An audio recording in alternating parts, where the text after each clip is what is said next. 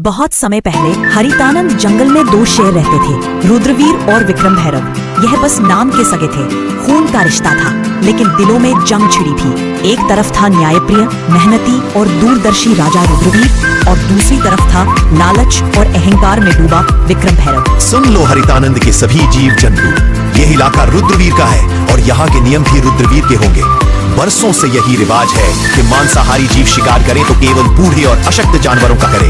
कभी भी जवान और सक्षम जीव पर पंजा उठाने की भूल मत करना, वरना सजा ऐसी मिलेगी कि आने वाली पीढ़ियां भी याद रखेंगी। हमारा जंगल तभी फल फूल सकता है जब हर प्रजाति सुरक्षित हो। महाराज, मैं हूँ मीनू चूहा। अगर मेरी बात सुनने की इजाजत दे तो मैं कुछ बोलूं। मीनू चूहा कहना क्या चाहते हो, खुलकर बताओ। महाराज, शाकाहारी जीवों की हालत दिन ब दिन खराब होती जा रही है। जंगल की जो जमीन अनाज उगाने लायक थी, उस पर तो आपके भाई विक्रम भैरव का कब्जा है। बाकी जमीन इतनी बंजर है कि चाहे कितनी मेहनत करें, पेट भरने लायक अनाज नहीं मिलता। महाराज, आज तो किसी तरह गुजर बसर हो रही है, लेकिन आने वाले दिनों में भूख हमारा सबसे बड़ा दुश्मन होगी। मीनू, तुम्हारी बात गंभीर है, लेकिन हर मुद्दे का हल एक ही दिन में नहीं निकलता। आज के लिए जितना है उसमें सब गुजारा करो। कल का सूरज नई उम्मीद लेकर आएगा। हम इस पर विचार करेंगे और कोई भी अन्याय, चाहे वह मेरा भाई ही क्यों न करे, बर्दाश्त नहीं होगा। और उधर विक्रम भैरव। क्यों रे फट्टू भेड़िया, इस बार जनगणना का क्या हाल है? कितने शाकाहारी जीव बचे हैं मेरे इलाके में? महाराज, बस एक ही परिवार बचा है, भोलू बकरा और उसका छोटा बच्चा। बाकी तो आपके शिकार में सब खत्म हो गए। सिर्फ 1 महीने में ही आपके इलाके में शिकार ढूंढना भी मुश्किल हो जाएगा। ये क्या बोल रहा है तू? अगर शिकार ही नहीं रहेगा तो हम खाएंगे क्या? भूख से मर जाए क्या हम? महाराज, यही तो आपको पहले सोचना चाहिए था। जब से आप राजा बने हैं, आपने इतनी बेरहम शिकारी की है कि गिनने के लिए उंगलियां कम पड़ जाएं। अब हालत ये है कि आखिरी बचा शिकार भी आपके बड़े भाई के इलाके में भाग गया है। भागेगा कहाँ? शिकार मेरा है, चाहे वो भाई के इलाके में क्यों ना चला जाए। आज चाहे आसमान टूट पड़े, मैं उस भोलू बकरा को खाकर ही दम लूंगा। चल फट्टू भेड़िया मेरे साथ। इतना बोलकर विक्रम भैरव और फट्टू भेड़िया दोनों भोलू बकरा के पास जाने लगते हैं। महाराज, यही है रुद्रवीर का इलाका। भोलू बकरा यही छुपा होगा, लेकिन यह जगह आपके लिए खतरे से खाली नहीं है। खतरा विक्रम भैरव के लिए? यह जंगल मेरी रगों में बहता है। फट्टू भेड़िया और शिकार मेरा हक है, चाहे वो भाई का इलाका हो या किसी और का। आज भोलू बकरा का अंत पक्का है। अचानक झाड़ियों के पीछे से भोलू बकरा और उसका बच्चा दिखाई देते हैं, डर के मारे कांपते हुए। भागो मत, तुम्हारा वक्त आ गया है। आज तुम्हारी चीखें इस जंगल में आखिरी बार गूंजेंगी। विक्रम भैरव झपटता है, तभी उसके सामने रुद्रवीर आ जाता है। बस एक कदम और ये जंगल तुम्हारे नाम को हमेशा के लिए मिटा देगा विक्रम भैरव। यह इलाका मेरा है और यहाँ मेरे नियम चलते हैं। तुम्हारे लालच ने पहले ही तुम्हारे इलाके को वीरान कर दिया। अब तुम मेरी प्रजा पर पंजा उठाओगे। जब तक रुद्रवीर जिंदा है, कोई भी मासूम इस जंगल में डर के साये में नहीं जिएगा। तू मुझे रोक सकेगा? तू सिर्फ अपनी प्रजा का राजा है। मैं इस पूरे जंगल का शेर हूँ। मेरा शिकार मुझसे छीनने की हिम्मत कैसे हुई तुझ में? हिम्मत नहीं, फर्ज कहो इसे। राजा वो नहीं जो ताकतवर हो, राजा वो है जो कमजोर को भी उतना ही जीने का हक दे जितना खुद जीता है। अगर तुझे भूख लगी है तो मैं तुझे शिकार दूंगा, लेकिन इस भोलू बकरा का एक बाल भी बांका नहीं होने दूंगा। ठीक है भाई, आज तेरे इलाके का कानून मान लेता हूँ, लेकिन याद रख, जंगल के हर कोने में तू नहीं होगा, और जब मैं अकेला शिकार देखूंगा कोई नहीं आएगा उसे बचाने। विक्रम भैरव मुड़कर चला जाता है। रुद्रवीर भोलू बकरे को और उसके बच्चे को अपनी सुरक्षा में लेकर जंगल के अंदर ले जाता है। रात का समय विक्रम भैरव का अड्डा। आधा चांद आसमान में है, चारों ओर अंधेरा और ठंडी हवा। विक्रम भैरव गुफा के पास बैठा है, उसकी आंखों में लाल चमक। फट्टू भेड़िया पास में खड़ा है, डर और उत्सुकता के बीच। फट्टू भेड़िया, आज की हार मैं भूला नहीं। शेर खान ने सबके सामने मेरी इज्जत मिट्टी ने मिला दी, लेकिन जंगल में ताकतवर वही नहीं होता जो सीधे पंजा मार दे। ताकतवर वो होता है जो दुश्मन के किले को अंदर से गिरा दे। महाराज, आपका क्या मतलब है? मतलब ये कि अब हम रुद्रवीर के इलाके में ऐसे बीज बोएंगे जो उसकी प्रजा को उसी के खिलाफ कर दे। हम पहले उसके जंगल में अराजकता फैलाएंगे, अनाज चुराएंगे, पानी के स्रोत गंदे करेंगे, ताकि उसकी प्रजा भूखी और प्यासी हो जाए। फिर जब लोग उसके फैसलों से नाराज होंगे तो मैं आऊंगा उनके लिए मुक्तिदाता बनकर। इतना बोलकर विक्रम भैरव और फट्टू भेड़िया दोनों रात में रुद्रवीर के इलाके में चले जाते हैं और वहां जाकर तालाब में सड़ा हुआ मांस फेंक देते हैं और गुफा से अनाज को चुरा लेते हैं और फिर अपने जंगल वापस आ जाते हैं। तभी अगली सुबह महाराज, आज सुबह जब मैं सीमा की गश्त पर निकला तो मैंने कई जगह पैरों के निशान देखे। वह हमारे इलाके के नहीं है। ऐसा लगता है कि कोई रात के अंधेरे में आया, चोरी की और फिर वापस चला गया। ये सिर्फ पानी और अनाज की कमी का मामला नहीं है महाराज, ये किसी बड़े षड्यंत्र की शुरुआत है। मैंने अपने कानों से सुना है महाराज, पिछली रात पहाड़ी के पार कुछ अजनबी भेड़ियों की बातें हो रही थी। वे कह रहे थे जब भूख बढ़ेगी तो राजा पर शक खुद उसकी प्रजा करेगी। यह शब्द मुझे बेचैन कर रहे हैं। महाराज, हमें जल्दी कुछ करना होगा, वरना भूख और डर हमारी एकता को तोड़ देंगे। महाराज, मैं तो बस पानी लेने तालाब गया था, लेकिन वहाँ की हालत देखकर मेरा दिल बैठ गया। पानी में से सड़ी हुई बदबू आ रही है, मछलियाँ ऊपर तैर रही है। अगर ऐसे ही रहा तो ना हम पी पाएंगे ना फसल उगेगी। मुझे तो लगता है कि यह काम किसी अंदर के गद्दार का भी हो सकता है जो दुश्मन का साथ दे रहा है। महाराज, मैं आपसे एक बात साफ साफ कहूँ, यह काम सीधा साधा नहीं। यह योजना किसी ऐसे के दिमाग से निकली है जो हमें अंदर से कमजोर करना चाहता है। विक्रम भैरव के पंजे सीधे हमारे इलाके तक नहीं पहुंच सकते, लेकिन उसकी चालाकी जरूर पहुंच सकती है। अगर आप कहें तो मैं रात में गुप्त रूप से उसके इलाके में जाकर पता लगा सकती हूँ कि वो क्या साजिश रच रहा है। तुम सब मेरे परिवार हो और इस जंगल के रखवाले भी। विजय घोड़ा, तुम सीमाओं की चौकसी दोगुनी कर दो।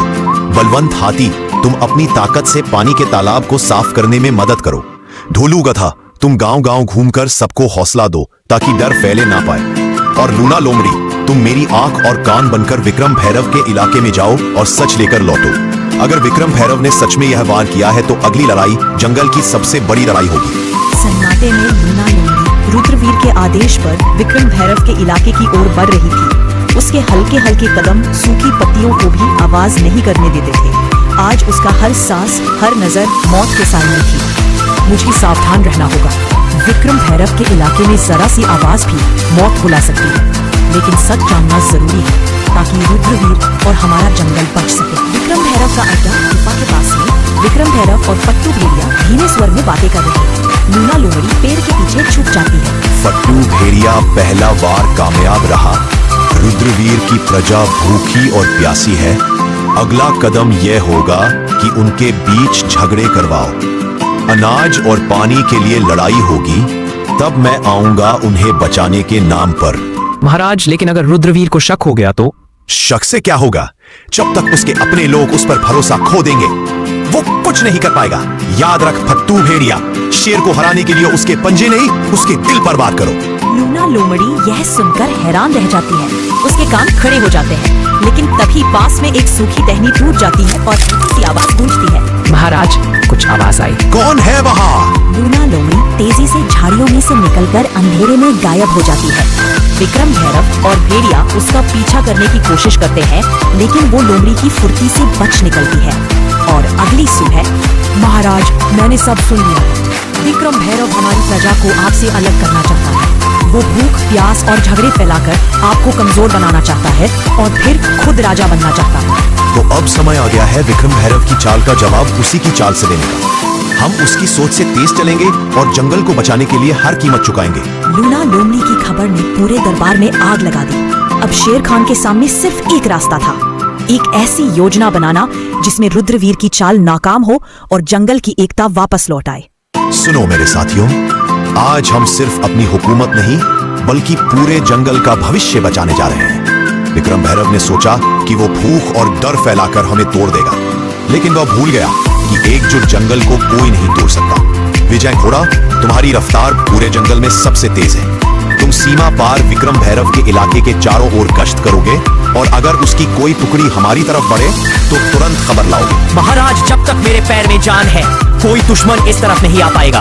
बलवंत हाथी, तुम्हारी ताकत हमारी ढाल होगी। तुम अनाज के भंडार के पास रहोगे ताकि विक्रम भैरव का कोई आदमी चोरी ना कर सके।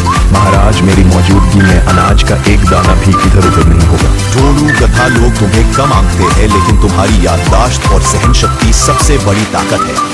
तुम जंगल के हर घर जाओगे और सबको समझाओगे कि विक्रम भैरव की अफवाहों पर भरोसा ना करे। महाराज, जब तक मेरी आवाज पहुंचेगी कोई भी अपने राजा पर भरोसा खोएगा नहीं। मीनू चूहा, तुम्हारा कद छोटा है लेकिन काम बड़ा। तुम विक्रम भैरव के अड्डे के अंदर घुसकर उसकी खाने पीने की चीजें कुतर दोगे, ताकि उसकी तोली कमजोर हो जाए। समझ जाइए महाराज, अब विक्रम भैरव को दांत दिखाने से पहले दांत साफ करने पड़ेंगे। और लूना लोमड़ी, तुम्हारा काम सबसे मुश्किल है। तुम विक्रम भैरव के बीच फूट डालोगी। फट्टू भेड़िए को यकीन दिलाओ कि विक्रम भैरव उसे धोखा देने वाला है, और जब उनके बीच लड़ाई होगी हम वार करेंगे। महाराज विक्रम भैरव को नहीं पता कि खेल अभी शुरू हुआ। योजना बन चुकी थी। अब ये सिर्फ ताकत की लड़ाई नहीं थी, ये थी दिमाग, हिम्मत और एकता की परीक्षा। जंगल की सांसें तेज हो चुकी थी, क्योंकि विक्रम भैरव को खबर तक नहीं थी कि रुद्रवीर ने मोर्चा संभाल लिया है। फट्टू भेड़िए, आज भोलू बकरा मेरे पंजे से नहीं बच पाएगा। जो भी सामने आए उसे रौंद देना। महाराज रास्ता साफ है, लेकिन लगता है कोई हमें देख रहा है। कुछ भी नहीं होगा। अब होगी तो सिर्फ मौत, वो भी रुद्रवीर की। चलो पहले उसके सूखे मांस के बोरे में छेद कर देता हूँ, फिर उसके पानी के घड़े में भी। अब देखता हूँ कितने दिन ताकत में रहता है। इधर हाथी और लोमड़ी विक्रम भैरव के सामने आ जाता है। रास्ता बंद है, अगर एक कदम भी आगे बढ़ाया तो सीधा आसमान में उछाल दूंगा। मेरे रास्ते से हट जा हाथी, वरना तेरे कान फाड़ दूंगा। कोशिश करके देख ले।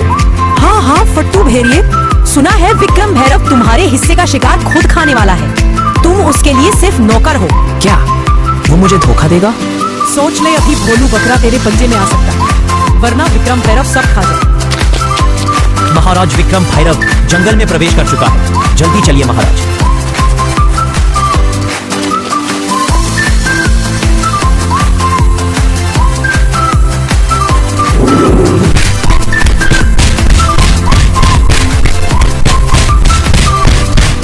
जंगल का कानून भूल गया था। विक्रम भैरव, आज तुझे जिंदा छोड़ रहा हूँ, ताकि तू याद रखे राज ताकत से नहीं, एकता और न्याय से चलता है। रुद्रवीर, तूने मुझे जिंदा छोड़कर गलती की।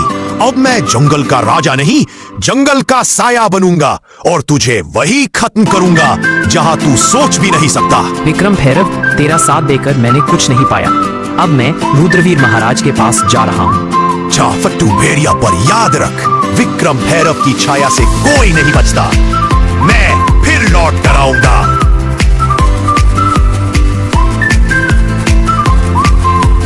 इस जंगल में कोई भी राजा नहीं है। राजा सिर्फ न्याय है, और न्याय कहता है जो प्रकृति से विश्वासघात करे उसकी जगह यहाँ नहीं। तो दोस्तों, इस तरह रुद्रवीर विक्रम भैरव को एक और जिंदगी जीने का मौका देता है, और फिर हरितानंद जंगल फिर से शांत हो गया।